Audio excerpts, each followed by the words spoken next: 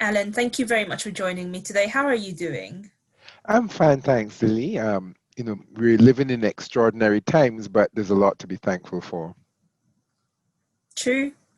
And as you say, it is extraordinary times, and this year has been very particularly interesting. So tell us about your experience with the pandemic and how it made you reflect on climate change. My experience, like everyone's, with the pandemic has been quite a serious one. I think we're living through unprecedented times as a result of the pandemic and the impact that it has had both in terms of health and wealth has been astonishing. And then, while thankfully no one in my immediate family has been impacted, people close to me have, and so it has been a sobering time. And in terms of how it's made me reflect on climate change, it's actually brought home the urgency of us needing to act on it. Um, the fact that COVID has resulted in almost the system breaking down simultaneously, but also you then begin to see the interconnections of people, of places of supply chains, of systems of all sorts. We realize that on whether it's in terms of an economy, a society, countries, we are very interconnected. And if COVID has that in impact in the measure that it has, climate will have it to a much greater degree. So COVID has really concentrated my mind personally, and I think a lot of the people's on just the urgency of the need for us to address climate change. And as senior advisor on climate and ESG matters, risks that have an immediate and long-term operational resilience implication will be on your radar. But what were the challenges of focusing on those risks this year?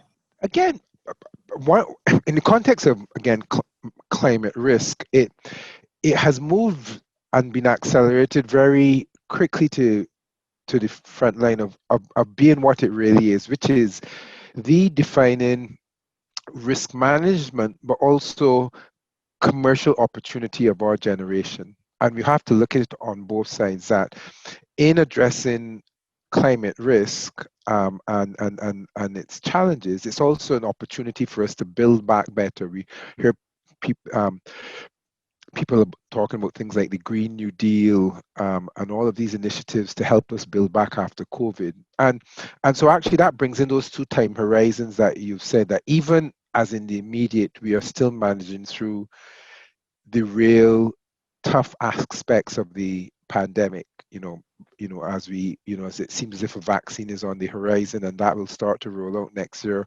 and you think of the short-term impacts of that, as it's likely that the kind of macroeconomic impacts on the economy will still have a bit to roll. You have to be thinking and managing of those immediate um, risks right in front of you, but at the same time, look at climate risk being this big risk that we have to face, which um, we have to act and have all of our actions in place and working to seek to get an outcome 30 years down the road, but need to be taking those actions now.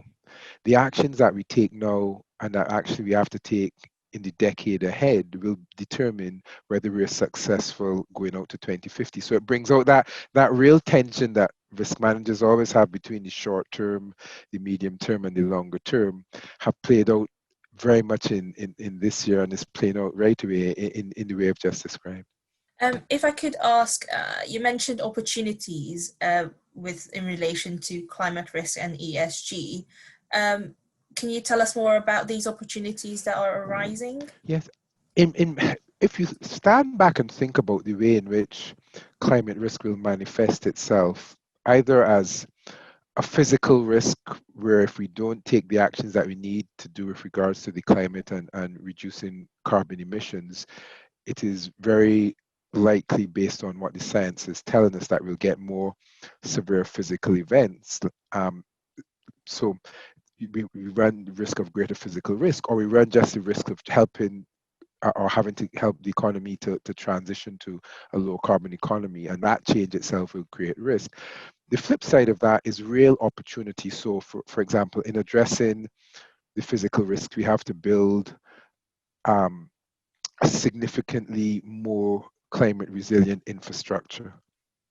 And and people talk about the level of investment needed for that as running into trillions of dollars a year going out over the next decade. So there's a massive opportunity even in just building the resilience needed to address physical risk.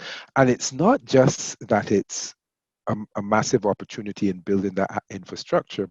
I was reading quite recently a study where someone talked about how one of the most powerful ways to help alleviate poverty, to help address issues of inequality, are through building resilient infrastructure for communities, for countries. That you see in this way in which, in addressing climate change, and alongside it having this big opportunity to invest in infrastructure um, to make us more resilient, you also build in the building blocks that address issues like inequality, um, and poverty, that are some of the big social aspects that come under the ESG bit of kind of the title. So that's on the physical risk side. On the transition risk side, so many um, customers, so many of our clients, indeed even us on an individual level, are going to have to start making that journey to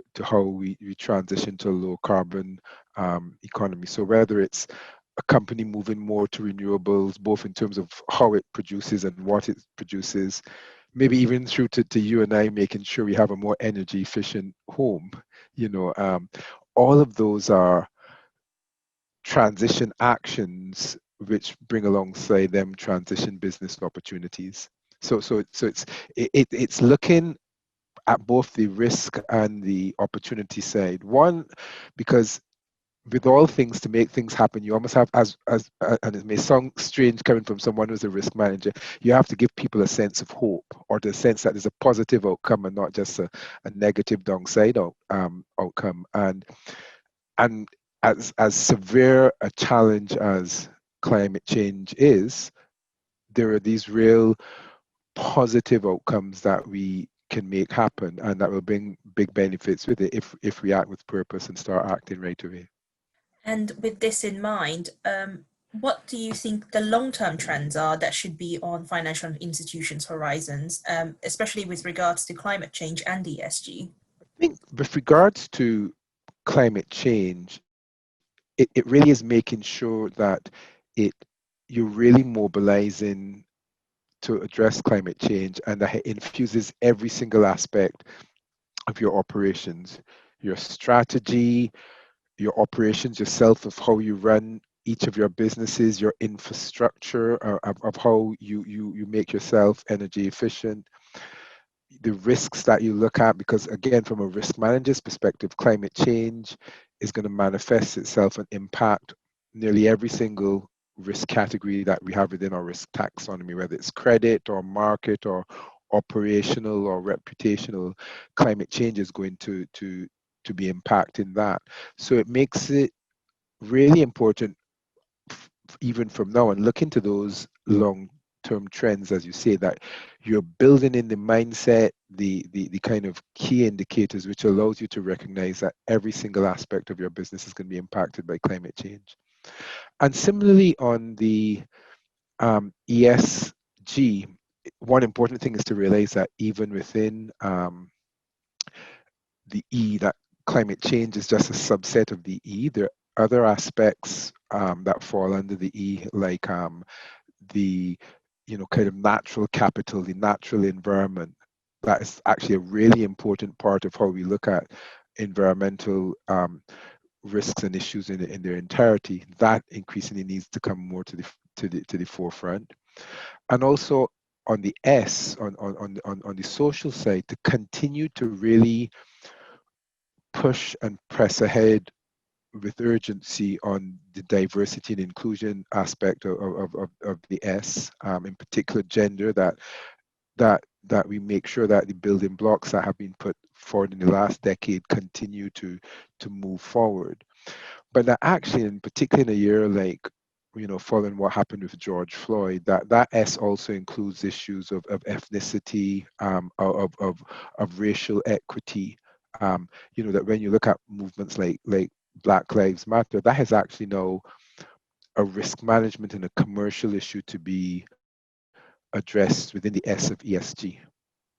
And again, not just from the risk and downside impact, but also that when you look at any society or any economy that's not including everyone within it is actually a society and economy that's not operating to its full potential and is not as cohesive as it should be.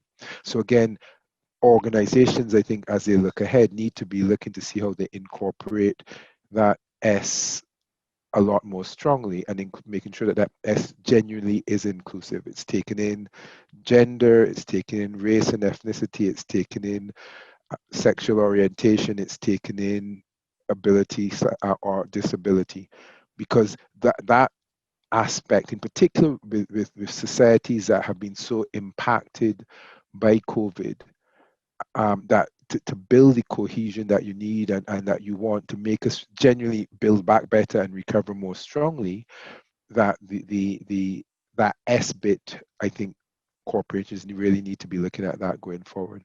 And then G, the governance, the way in which we as corporations, financial institutions are governing ourselves in a way which is accountable to the communities that we operate into, or shareholders who and our investors who provide us the capital to operate, and above all to our customers, who are the reason why we exist. That's why the E, the S, and the G, and the long-term trends really need to be amplified in the way in which companies look at it going forward. Alan, thank you so much for joining me today. Thank you, Lily. It's been a real pleasure.